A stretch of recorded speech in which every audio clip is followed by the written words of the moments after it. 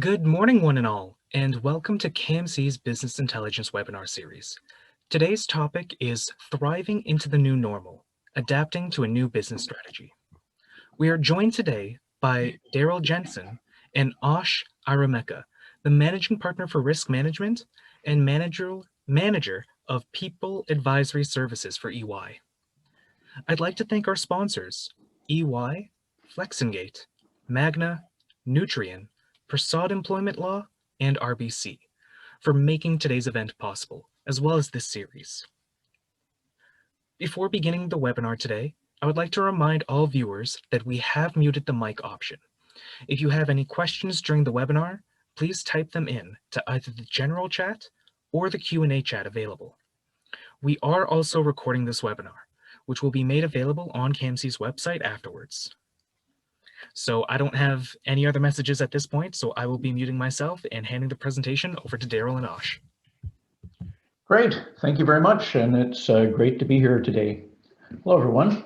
So I'm Daryl Jensen. I oversee the risk function at EY and have been very involved in preparing EY to go virtual across the country, closing our offices across Canada, and then slowly reopening and responding to provincial actions as the virus has evolved since then. At the same time, I'm also very involved, as are a number of others, in discussions in terms of our future talent perspective and how our business might change as we get past the virus and think about our future of work. So really glad to be here today and share some insights. Ash, maybe you can move us to the first slide. So what exactly, maybe the second. So what exactly have we had to deal with as a society? Well, certainly we have had unprecedented challenges as we've moved through the pandemic, but also at the same time, unprecedented opportunities. Business disruptions have been at an extraordinary level, and we've seen numerous paradigm shifts, like when and where we work and collaborate and learn, business travel and mobility. And I'll apologize in advance. I'm going to bring a number of kind of instances in terms of what this has meant to our organization, and hopefully that will help to make some points. But business travel and mobility, we were one of the largest users of Air Canada's services prior to the pandemic. And now we have about a dozen flights a month across the country. So think about the impact, not just on the airline, but on our business and how we've shifted to be able to do business without that face-to-face interaction. At the same time, workplace flexibility, and that's flexibility around geography and timing as to when people work and where people work. And interestingly, that's been a frequent request of our people, of us, hey, can I work in another province? Can I work out of the country and still serve my clients, since our offices are very limited in terms of our capacity and use of them at this point. And then really importantly, well-being. And this has been a conversation all along, but it's really been amplified recently, and certainly is a key focus area of a number of talent leaders in a number of different organizations. Workforce and work scheduling, really important as well, and we'll talk a little bit more about those in a minute. And certainly the pace of deployment of technology has been extraordinary, unlike at any time we've ever seen. So organizations are doing in weeks what they've previously taken a year or more to do in terms of moving their entire workforces remotely.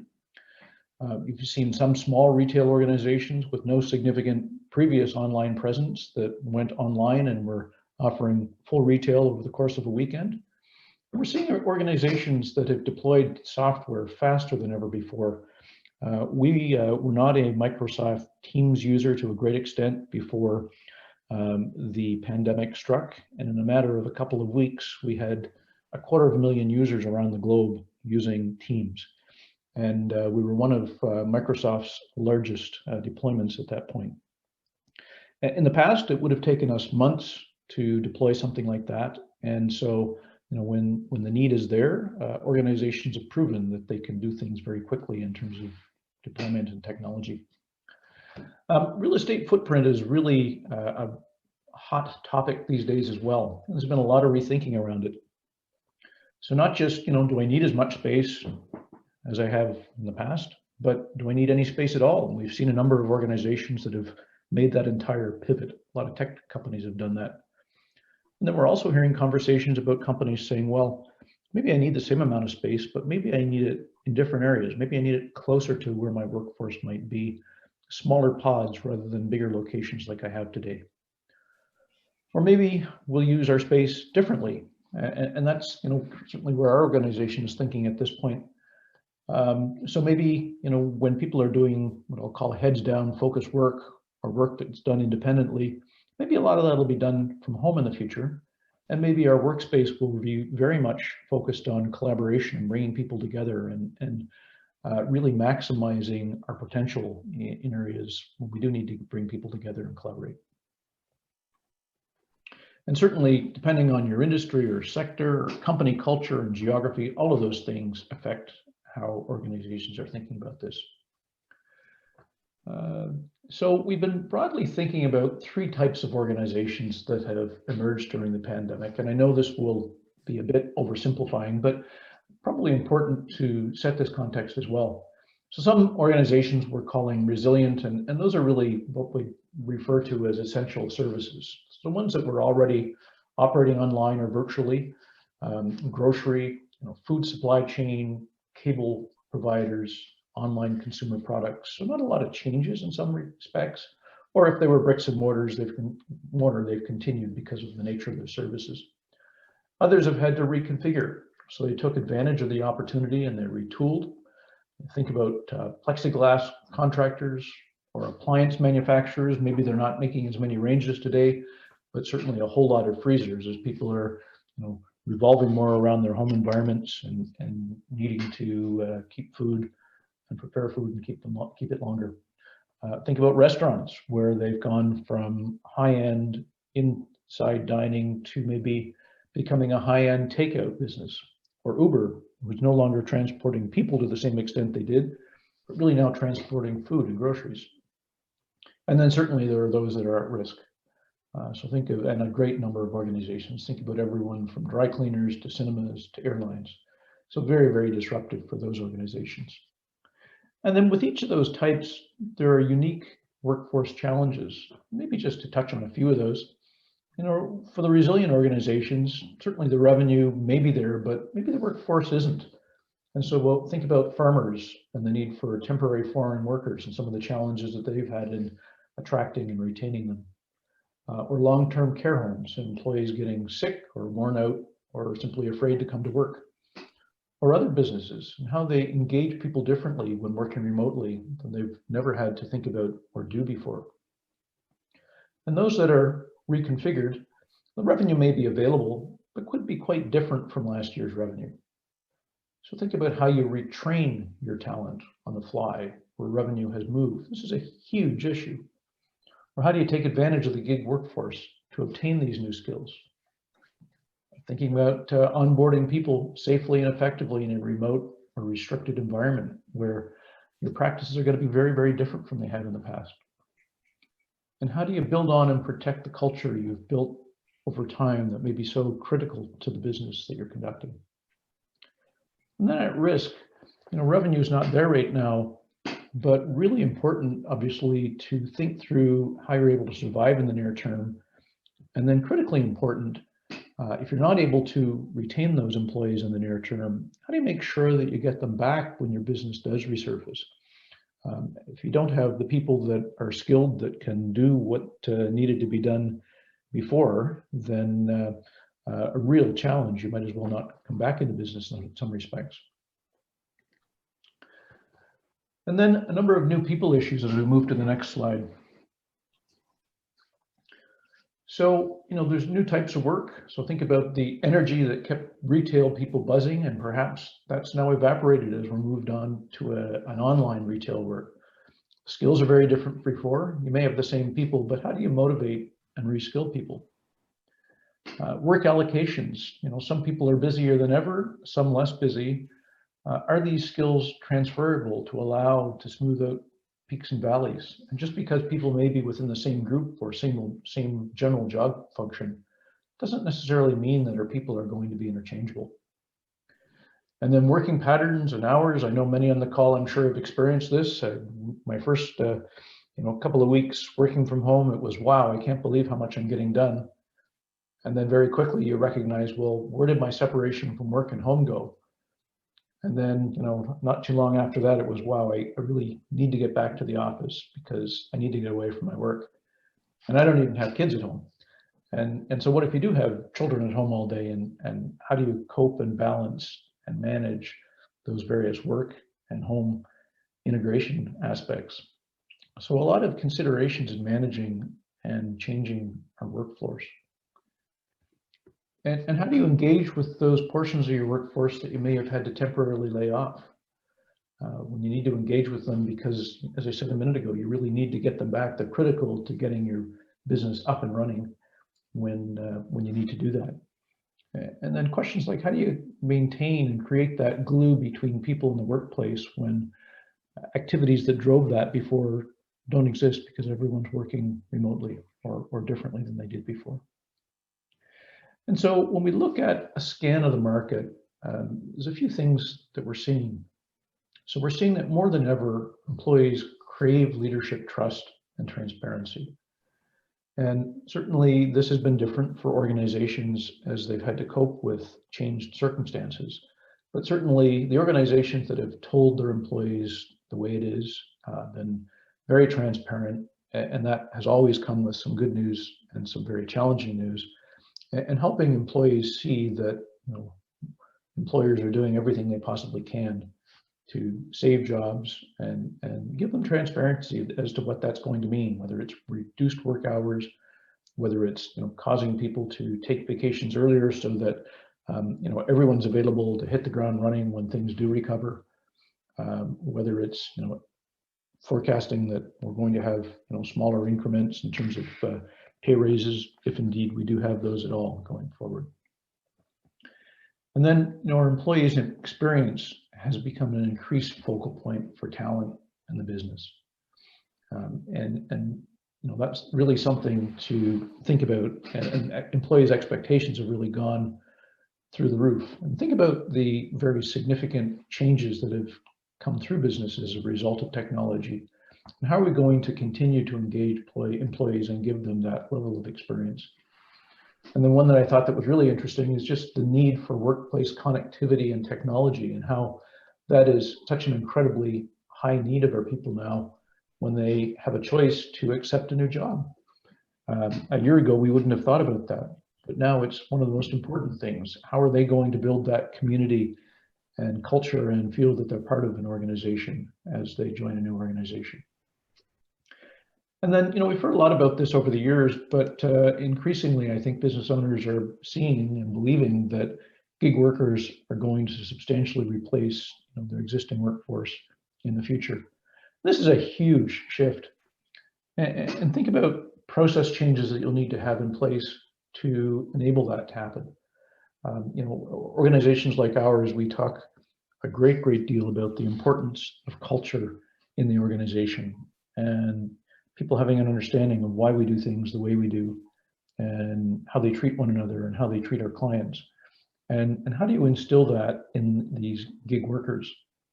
And think about specific skills relative to your business. I mean, there may certainly be people that can generally do the role, but there are going to always be company and client and role specific matters that a gig worker may not have. And how do you instill that in people very quickly? And then what about your customer experience? And how do you make and keep customers loyal to your business when your workforce does become more gig in nature? So, lots of questions to think about. And I wanted to kind of start some of the conversation and thinking this morning with that as background and context. So now I'll turn it over to Ash, who will take us a little deeper into some of these areas, and we'll certainly have time for questions at the end. So Ash, over to you. Thanks a lot, Daryl. And really nice to be on this call with everyone. Daryl, I think you set a very good context. Like we mentioned earlier, we'll take the next few slides just to examine some practical ways to adapt talent and people strategies to what, pretty much all of us will agree is the new normal. For us, we will, just have our conversations in 4 buckets. First bucket, we will be looking at considering what is called a distributed workforce. Now, this is basically a model we see not only to address what is currently the new normal, but also to, in our view, properly position businesses for the future.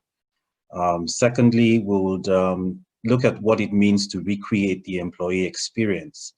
Our conversations will be mainly focused around employee engagement. We'll talk about a bit about retention and what that means for productivity.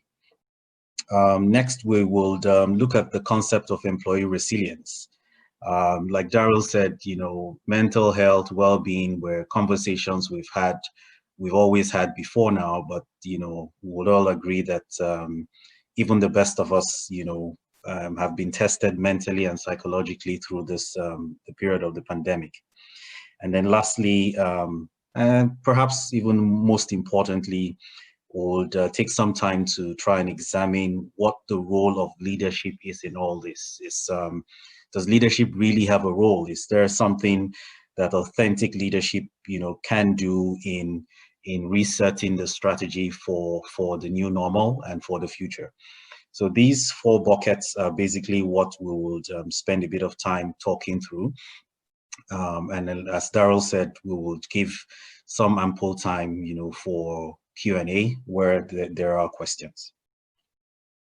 Now, just going to the next slide. I think it's the first thing, like I said, we will be speaking about will be the considering a distributed or a remote workforce.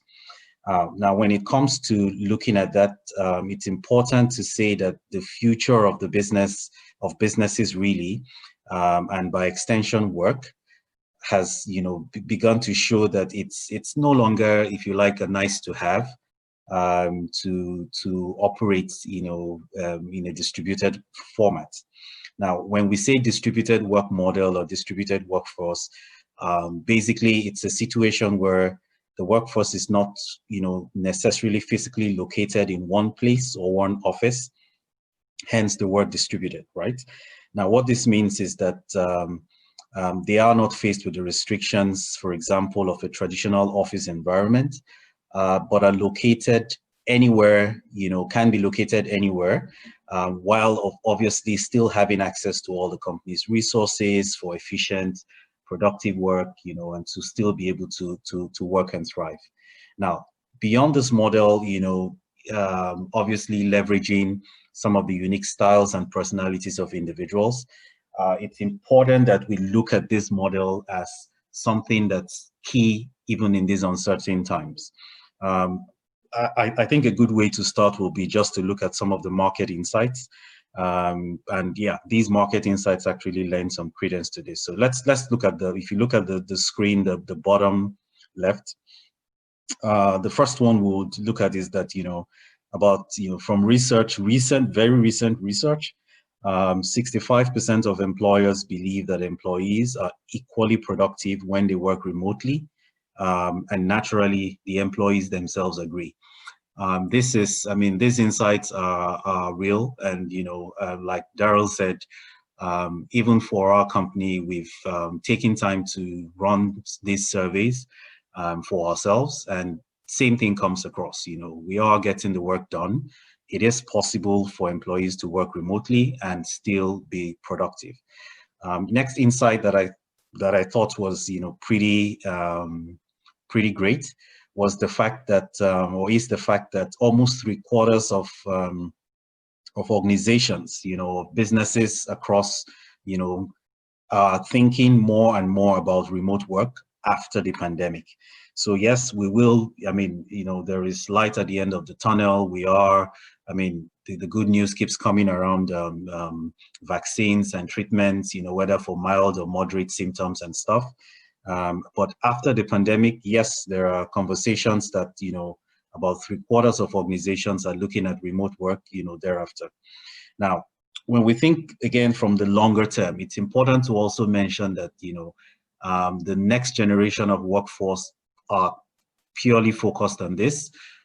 This is a big part of, every engagement lever that you will be pulling for that set of the workforce. So in our view, what are some of the things that you can do as an organization, as a business owner and employer of labor, to position properly for, if you like, the next 5-10 years, where you think about the 30% of the workforce that will be Generation Z, from a distributed workforce perspective. The first one we want to talk about, we'll just mention, will be to consider putting in place policies and programs to support remote work. And obviously things like, flexible work hours, things like job share arrangements, coming here. Things, around, personal hours, during the workday. So things like no meeting blocks, that are provided, situations where for certain times, employees are not, there are no meetings scheduled, people have that time to either deal with personal things or attend to things that are, beyond work. Those are some of the policies or programs that people have been known to put in place. I mean, the one of flexible work hours and job share, you look at an example, and through the course of this conversation, we'll try to use a few examples of businesses that have done similar stuff and have seen this work for them.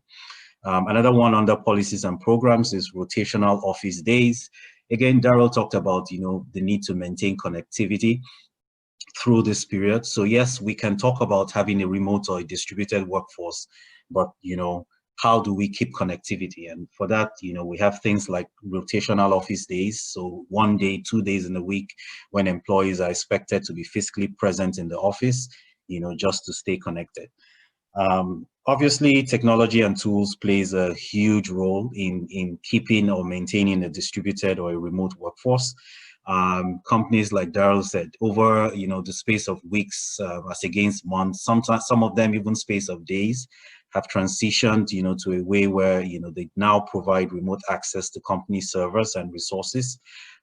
Instant messaging and collaborating tools have become the order of the day. And the speed to market for this also is much shorter than it used to be. So yes, technology and tools is something that businesses, small, medium, large, need to consider as we think about positioning for the future of work. And then rewards also is also a big thing that again, think about it.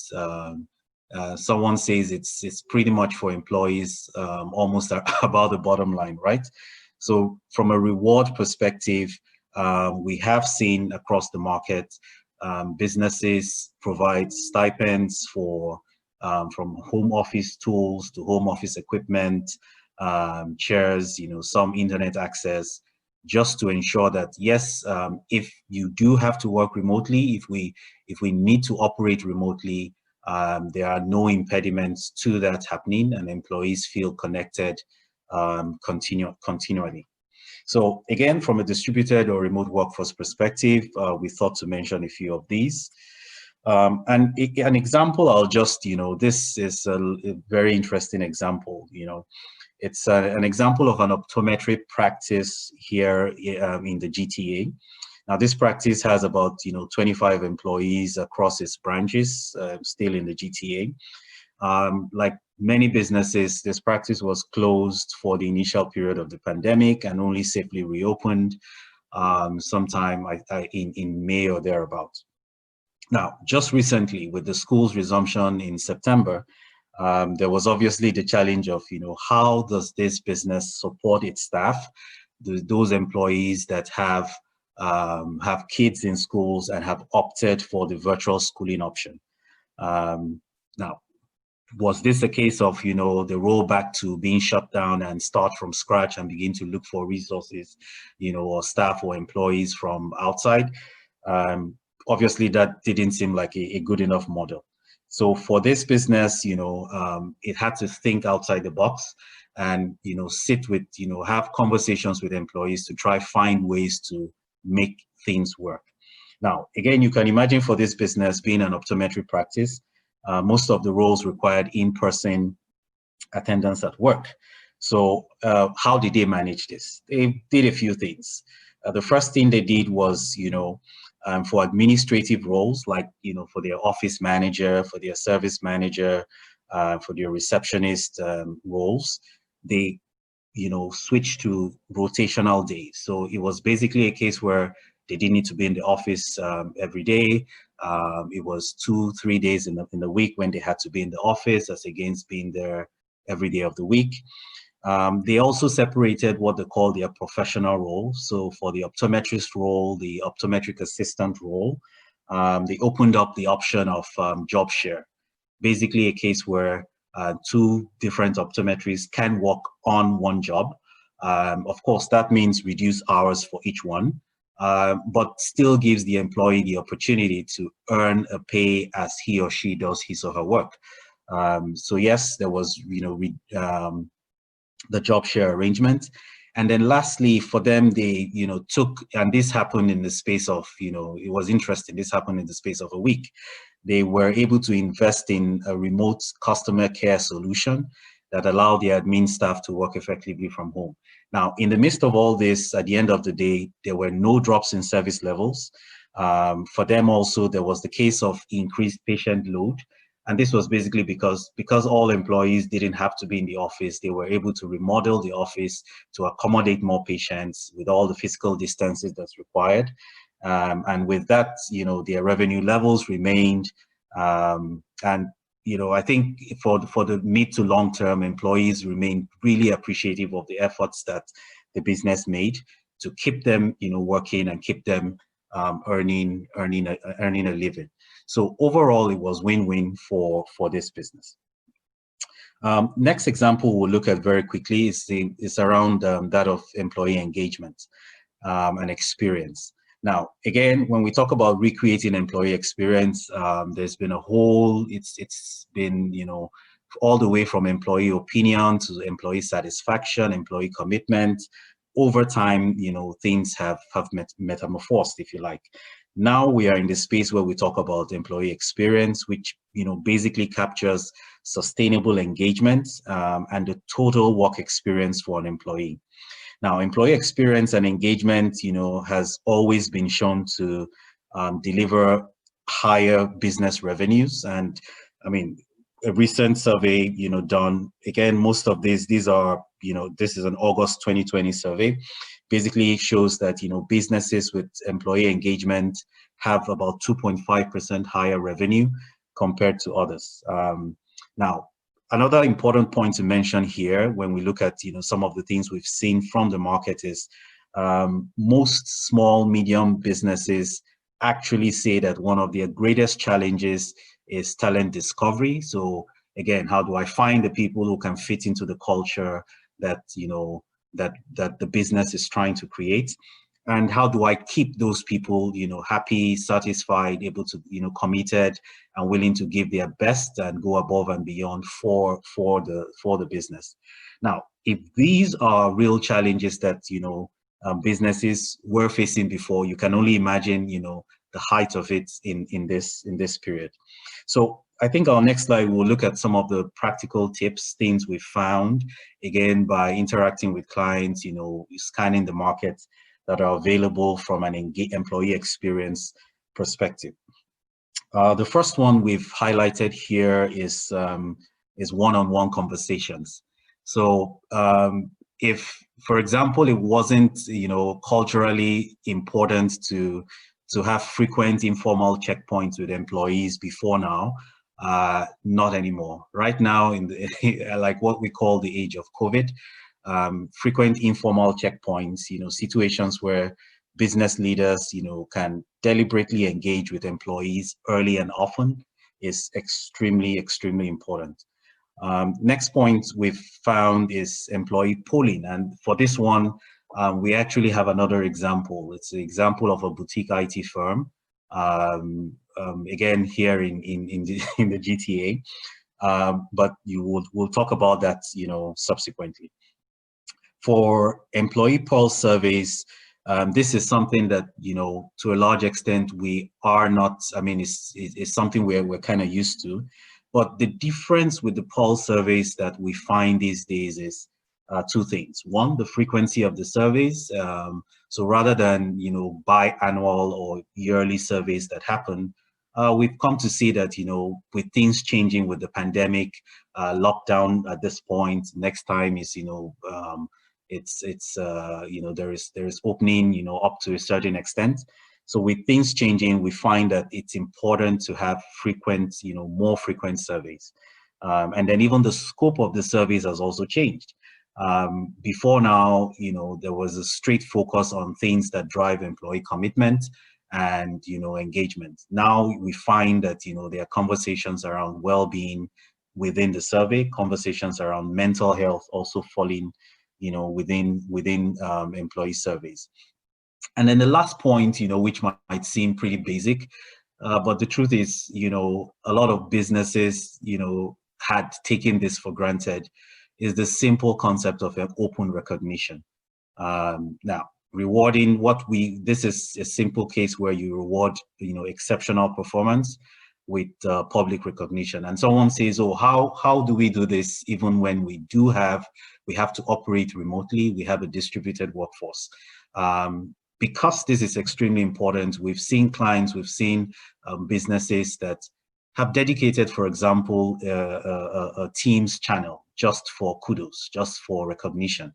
The things that didn't seem like big deals before the pandemic are actually big deals right now.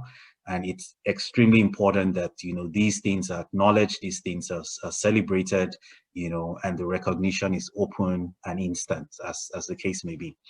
So like I said, a very quick example we'll look at is the case of a boutique IT firm. Now, through this period, one of the things the IT firm did, through this, and they've maintained this all the way up until today, is they've implemented what they call an end of the week sentiment poll. Now, what does this, poll really do? It's targeted at all employees of the firm. It's not a large firm. It's about 40, 45, employees, including one or two contract employees in the business. And for them, they ask every week. The questions are as simple as, if you think about, so a question comes, to all employees. If you think about the previous week, what were your glad moments? What were your sad moments? What were your mad moments?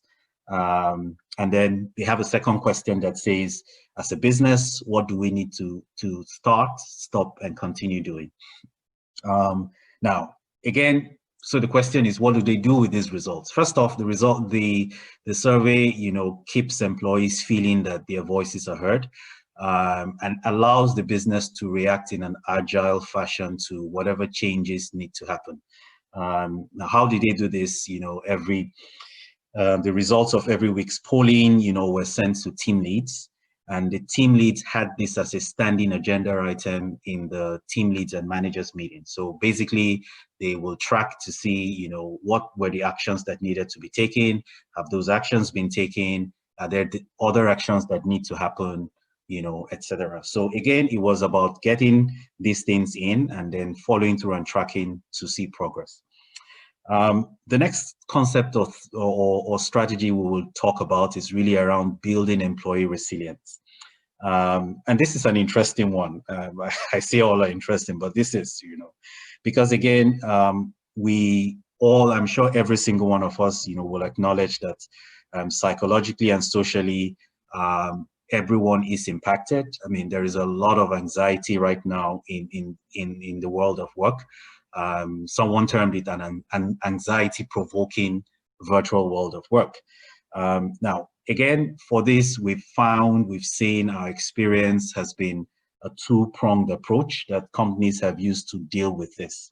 And the main reason why it's important to consider this, what we call the two-pronged approach, is really because if you believe that, if you accept that resilience, for example, is like a muscle, then that muscle obviously needs to be built. And it needs to be developed, but even to build or develop that muscle, it's important to have the foundation, to have the basics that are required. Kind of like, if I wanted to build my muscle, I would maybe go do some YouTube videos on, how to work out and stuff and what specific, programs to do. So again, there is the role that the training program has to play. And then, there is the second, thing, which is the employee care and support that needs to be provided. So in this regard, we've seen, like I said, businesses conduct, resilience training programs and separate these programs. If you look at the box on the left, we have a resilience training for employees, separate from a training that happens for team leads and managers. For employees, I mean, the conversations within these training programs will be practical ways to maximize well-being and health. So those will be part of the conversations within these sessions. Ways of working, norms of behavior in the virtual world of work are also part of those conversations. I mean, you cannot, trust me, you don't take for granted the fact that it's important to have these conversations. The way we worked, when we were all physically present, will be slightly different from how we work now. And then, even conversations around the use of tools, virtual collaboration tools, the Zoom we're using, Teams, WebEx, those are part of the things that take place within the employee program. But, beyond that, for the managers program, there is an added angle of, how managers or team leads must be able to hold well-being conversations in such a way that, they can still engender and build trust within their teams. Now, this entire package, while great, is, as we found, in addition to an employee care and support package that employers, owners of businesses also need to consider. And this is, from access to mental health and wellness resources through things like, an employee assistance program, or something, as simple as, paid access to mental health tools and apps. There are quite a few apps, that are available. And, we've seen, employers who say, oh, well, we may not have a full-fledged employee assistance program, but we do, we can actually provide the payments that are required for certain mental health apps.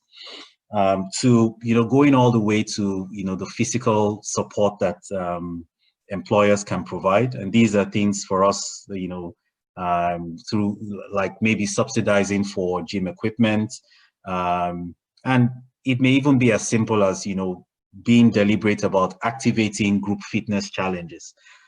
Personally, and I use the EY example.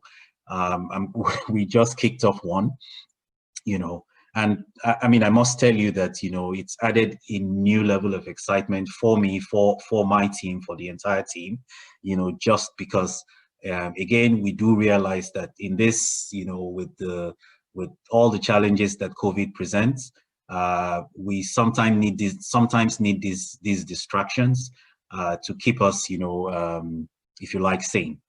Now, again, support can also be like the last point we have there is around, the support for work and family. And again, sometimes we think maybe there are huge things we need to do. Maybe not. It's sometimes as simple as, having WhatsApp groups or Teams channels that provide ideas, around how to manage kids during school closures, how to deal with loneliness, how to, certain things, perhaps maybe even related to relationships. These go a long, long way, in providing the psychological and social support that employees crave at this time. And again, when you think about it, it's if I, keep employees, engaged, if I keep employees and working productively, the impact on my bottom line, will always be felt. Now, having this in mind, there is and if you like, the last point that we will spend a few minutes talking about. Now, this slide again is it kind of summarizes, all the conversation that we've been talking about, and it's really about, what is the role of leadership in driving, in ensuring employees feel supported. What is the role of leadership in positioning, our people to be able to respond to the challenges that are coming for the new normal, for the next, future, and for the new world of work. Now, for us at EY, we tend to look at leadership from 4 quadrants. There's the think quadrant, there's the navigate quadrant, the relate and the connect quadrant. Now, while the think and navigate quadrants are extremely, extremely important, we've seen that, the COVID, the challenges placed by, this entire COVID period have placed, somewhat increased demands on 2 specific quadrants. So we've seen, the quadrants that we will spend some time talking about is the relate quadrant and the connect quadrant.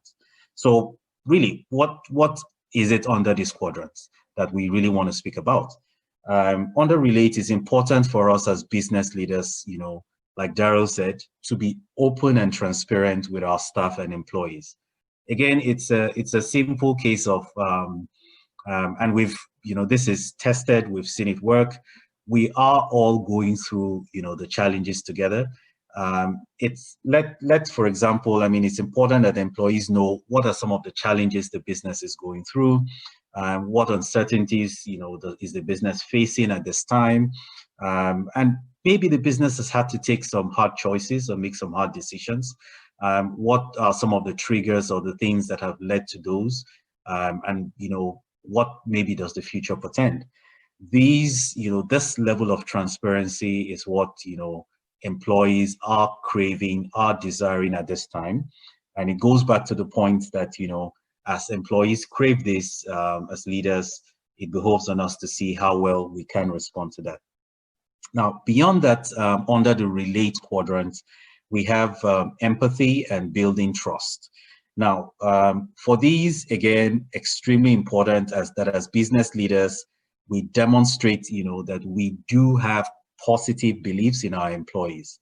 For example, there's the beliefs that, the average employee will work hard, the average employee cares about the business success and has integrity. Now, that is the level of, of trust that employees are craving at this time. And for that level of trust, I think the question is, are we playing as business leaders at that level? Or is it a case where perhaps we are looking over their shoulders and maybe even increasing the levels of anxiety that employees have? And obviously, when you think about anxiety, you never have the conversations of productivity, when there is anxiety in that regard. So that is, that's extremely important. Now, from the connect side of things, it's important to mention that, business leaders need to continue to inspire and lead by example in these times. So some of the questions here that we probably can ask business leaders. So as leaders of businesses, as team leads, as managers, as owners of businesses, are we consciously, painting a compelling picture of the future to our employees? This is a case where, again, it's about providing the inspiration to lead through this crisis. Another question is, are we doing what it takes to lead the business through to commercial resilience? And this kind of goes a little bit to the navigate and the think quadrants. But, here it is, how much of steer are we providing? How much of direction are we providing as leaders through, to get the business to commercial resilience?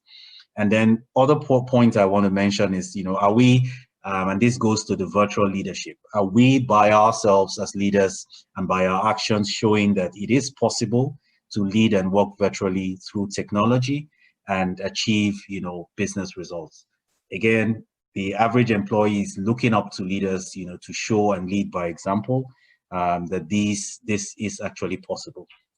So these and many more, questions are the demands that are placed on leadership in building employee trust through COVID. Now, if I'll just summarize, because I kind of, we've moved, kind of running, behind time. We've looked at, in the last few minutes, we've looked at 4 different things or 4 different strategies that put employees, at the center of our response in, through this period. The first was really around repurposing the business for the future through policies, programs, technology to support, for example, a remote or distributed workforce.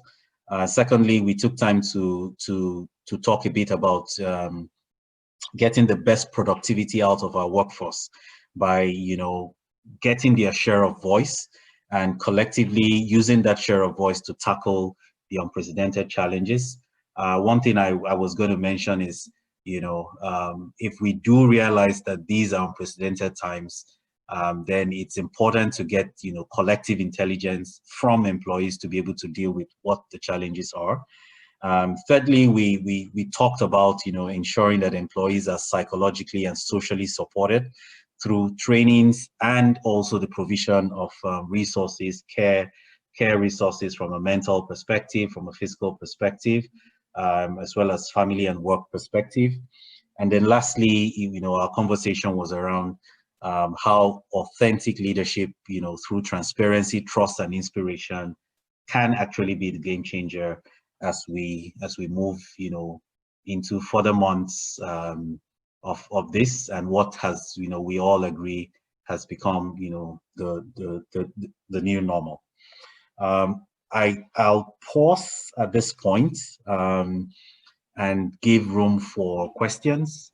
Daryl, if maybe I'm not sure if you want to add anything before the questions come in. No, Ash, I think you covered it very well, but eager to answer any questions that the group may have. Alrighty, so at this time, we are allowing any and all participants to put in their questions either in the general chat or in the Q&A section. But to start us off, I do see a question here, and let me see. For what businesses that by their very nature cannot operate remotely, are there any practical ways to keep employees connected through this time? For example, a lockdown period? So I'll answer that. I'll try to answer that. Yes, there are ways to keep employees connected, to try keep employees engaged. I mean, obviously, the furloughs, lockdowns are not are never desired. So I mean, if we do have a case of a furlough, it's never it's never a pleasant experience either for the employee, and I believe also for the employer, because obviously it's an impact of maybe reduced demand or provincial regulations, as the case may be. Now, what we've seen is a couple of things. I mean, from the basic things like communication, so keeping the communication lines open with those employees, and this kind of goes back to the talk around transparency that's required. So this keeps them warm. It's important. Another thing we've found is employers have been a bit more deliberate in keeping and maintaining, for example, benefits that will help employees through the period. So especially benefits that have already been paid for and are not dependent on business revenue or the employee coming to work and stuff. Those benefits still running. So for example, we talk about the mental health benefits. We talk about benefits related maybe also to physical health. Keeping those open also has been known to keep employees connected. And then things as basic as having specific touch points with employees at different times to not only communicate, but to maybe even do certain team building exercises. Again, this is while, like I said, furloughs are never desired, but you want to be able to keep your employees warm in such a way that when it is time to reopen doors, when things swing into action fully, you're not having to deal with the challenge of how do I find the resources, the people to get my business up and running, as quickly as I need to. So again, these are just a few examples that we've seen. I hope I've provided some answer to the question. I do believe that you have. So thank you for that answer. We actually do have another question. This one is a bit of a long one, but thank you, Michael, for asking. I do believe it's important. One of the most powerful tools for building healthy and resilient businesses and economies is strong employment equity measures and legislation, company by company, federally, provincially, territorially, municipally. Frameworks that are restored federally, comprehensive, expanded for Indigenous peoples, peoples of color, women, persons with disabilities, and 2SL LGBTQ plus individuals are appropriately and consistently disaggregated in their application, resource, monitored, and enforced. So how can we best and most effectively apply, engage, and advocate for this critical approach across our workplaces and legislatively? So that I'll start, and maybe Ash, you can chime in as well. I think this is an incredibly important question, and I think it's certainly multifaceted in terms of how organizations should address it. Certainly, I think policies at the organization level are incredibly important, but simply to have policies is not enough. You really need to have the organization live and breathe these values, and tone at the top is so important. And I reflect, I guess, on a talk that I heard from Ed Clark at TD Bank a couple of years ago, and he was a great advocate of LGBT rights, and really took it upon himself to change the policies at the bank and lead by example in terms of his messaging.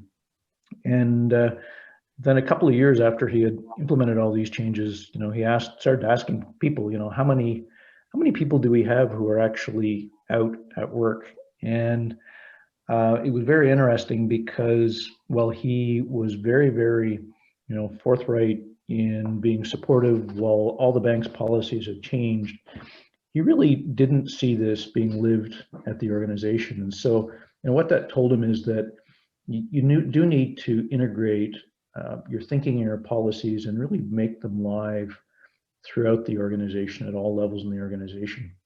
And so, I think that's a good example of how organizations can and should do this. I think when I think about our organization, we have very strong policies that we're constantly revisiting.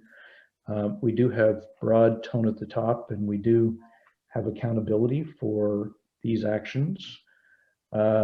We have very vibrant affinity groups, and I'm a strong advocate of affinity groups to help drive culture and have both grassroots movements and have leadership at all levels supporting that and reinforcing it. And then certainly as it relates to intersectionality, I think having the affinity groups working together, I think, is really important.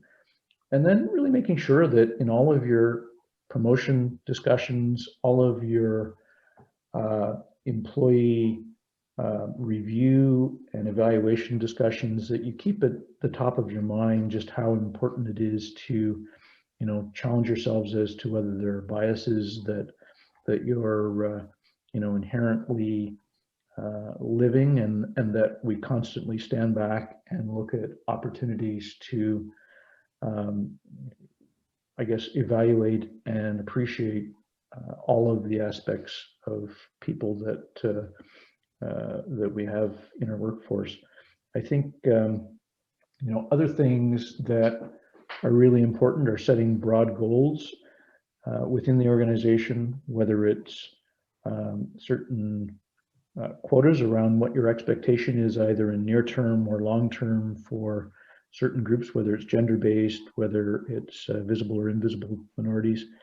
And I think corporations themselves, and whether they're large or small, can have a critical role in really advancing thinking across society. And I think, if you think about some of the dialogue that's going on in the US today, I think you're seeing a lot of corporations that are emerging and saying, look, we're better than some of the dialogue that are coming out of our political leaders.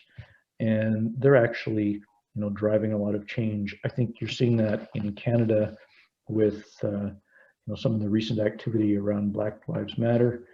In our organization, we've been supporting a number of initiatives, both within the organization and externally, to be a leading voice in that and really drive substantive change. And we've done that in the past in other areas, whether it's LGBT rights or diversity and inclusiveness.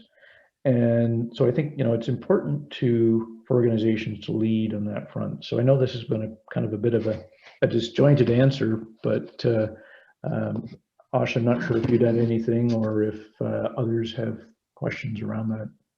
Yeah, and thanks, Daryl. I mean, I think you said quite a lot. Not wanting to rehash. Certainly, from a leadership perspective, it's important that that it starts from there. And from my experience, I think the understanding that it's diversity of thoughts is does translate into improved ideas, improved business performance. So there is an impact on the bottom line from a diversity perspective. Another thing I want to mention is that